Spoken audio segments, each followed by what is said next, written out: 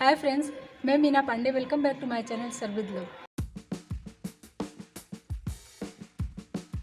Friends, आज मैंने मसाला मिर्ची बना के तैयार किया, बहुत ही टेस्टी बना है। तो आइए देख लेते हैं किस तरीके से मैंने बनाया है। जैसे ये कम तीखी वाली मिर्ची होती है, इसमें ज़्यादा बीज भी नहीं होते हैं और ये बहुत ही कम तीखी होती है। तो इस तरीके की लाइट कलर की मिर्चियाँ आती है, छोटी बड़ी जैसे भी हो, तो उसको अब आप बना सकते हो और ये बहुत ही शानदार बन के तैयार होता है। ज़्यादा तीखा भी नहीं होता है और टेस्टी भी बहुत होता है। तो इस तरीके से मैं 2 पीस में काट लेती हूँ। देख रहे हैं ना, इसमें ज़्यादा बीज भी नहीं है, तो इसलिए ये तीखा नहीं होता। तो इसी तरीके के 2-2 पीस में मैं इसको काट लेती हूँ। पहले छोटी बड़ी जैसे भी आपके पास मिर्ची हो, आप उस तरीके से काट सकते हो। ऐसा ज़रूरी नहीं है कि यही बड़ी वाली मिर्ची हो उसी का हम बनाएंगे। इसी तरीके से 2-2 पीसेस में मैं काट लेती हूँ। सारी मिर्चियाँ काट ली हैं। आप चाहिए तो एक मिर्ची में 2-2 पीस कर सकते हो, या फिर ऐसे बड़ी बड़ी अगर रखना चाहते हो तो ऐसे बड़ी बड़ी भी रख सकते हो। कढ़ाई ले लिया, इसमें 1 टेबल स्पून में तेल डाल रही हूँ। मैंने पंचफोरन लिया है, जीरा, सरसों और अजवाइन, मंगरेल और मेथी दाना लिया है।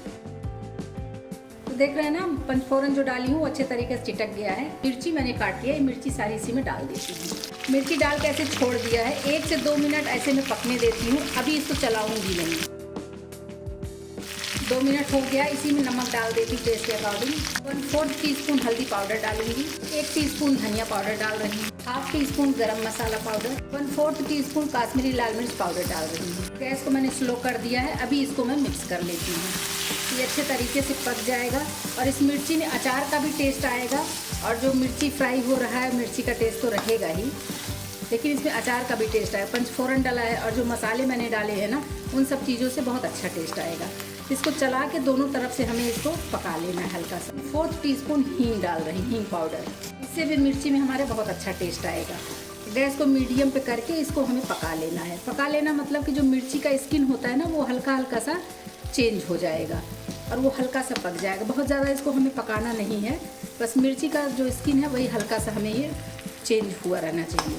इसे 2 मिनट के लिए ऐसे कवर कर देती हूँ और ऐसे इसको मैं पकने देती हूँ। 1 मिनट चेक कर लेती हूँ, मिर्ची को चला के देख लेती हूँ। तो ये देखिए हल्का हल्का ये पकना शुरू हो गया है। तो इसको मीडियम पे ही रखूँगी गैस को। मीडियम गैस रख के इसको हम पका लेंगे। हल्का सा मिर्ची हमारा सॉफ्ट होना चाहिए। ये देखिए जैसे ये नीचे जो मिर्ची पड़ी थी वो सॉफ्ट हो गई है। तो इसी तरीके से चला चला के मिर्ची को हमें सॉफ्ट कर लेना है। अभी पकाने की ज़रूरत नहीं है, नहीं तो पानी छोड़ देगा। 1 मिनट के लिए मैंने इसको कवर किया था। तो बस इसको घुमा के इसका स्किन ऐसे नीचे साइड में कर देती हूँ। ये देखिए इस तरीके से कर देंगे ना, तो ये मिर्ची हल्की सी सॉफ्ट हो जाएगी। एक बार फिर से चला लेती हूँ मिर्ची को। और मिर्ची का स्किन ये सॉफ्ट हो गया है।